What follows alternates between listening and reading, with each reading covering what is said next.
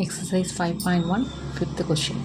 Find the equation of the circle for which 3, 4 and 2, -7 are the ends of a diameter. அப்போது கொஷினில் என்ன கொடுத்துருக்காங்கன்னா டயமீட்டரோட 2 end 3, 4 and 2, -7 என்ன கண்டுபிடிக்கணும்னா equation of the circle. Solution பார்க்கலாம். டயாமீட்டரோட 2 எண்டு கொடுத்துட்டா நமக்கு ஃபார்முலா என்ன? Equation of circle x minus x1 into x minus x2 plus y minus y1 into y minus y2 equal to 0. இப்போது ரெண்டு பாயிண்ட்ஸும் x1 y1 x2 y2 நம்ம இந்த ஃபார்முலாவில் அப்ளை பண்ணணும். அப்ளை பண்ணிட்டா x into x x square, x into -2 -2x, -3 into x -3x, -3 into -2 plus 6. ஓகேவா? Next y into y square, y into 7 minus 7y, minus 4 into y minus 4y, minus 4 into 7 minus 28 equal to 0. Next ஆர்டராக எழுதலாம். x square plus y square, x term எத்தனை இருக்குது? -2x -3xன்னு இருக்குது. அப்போ add பண்ணால் என்ன வரும்? -5x. நெக்ஸ்ட்டு 7y டேர்ம் ரெண்டு டேர்ம் இருக்குது. 7y -4y சப்ட்ராக்ட் பண்ணால் என்ன வரும்? +3y. நெக்ஸ்ட்டு -28 + 6. இப்போது சப்ட்ராக்ட் பண்ணால் என்ன வரும்னா -22. இதுதான் சர்க்கிளோட ஈக்குவேஷன். நெக்ஸ்ட்டு 6th கொஸ்டின், ரொம்ப important question, 5 mark question.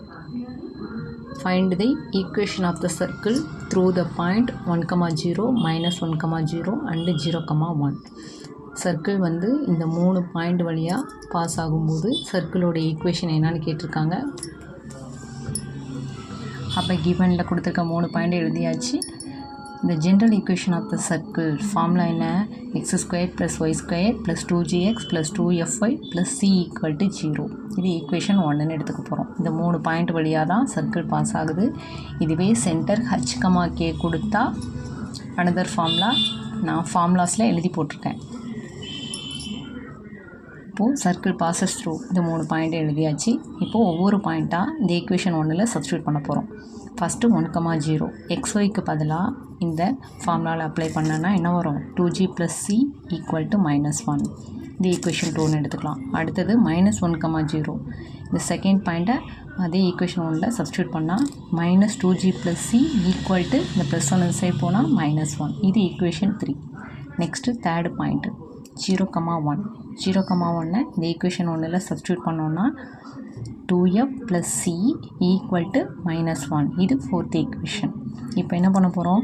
3 ஈக்குவேஷனையும் solve பண்ண போகிறோம். First adding 2 and 3. அப்போது செகண்ட் ஈக்குவேஷனையும் தேர்ட் ஈக்குவேஷனையும் சால்வ் பண்ணால் 2g - 2g கேன்சல் ஆகிடும். பேலன்ஸ் என்ன இருக்குது? c + c 2c = -1 -1 -2. இப்போ சியோட வேல்யூ நமக்கு என்ன கிடைக்கும்? -1. இப்போ c = -2/2, c = -1. Next c value substitute இன் ஈக்குவேஷன் 2.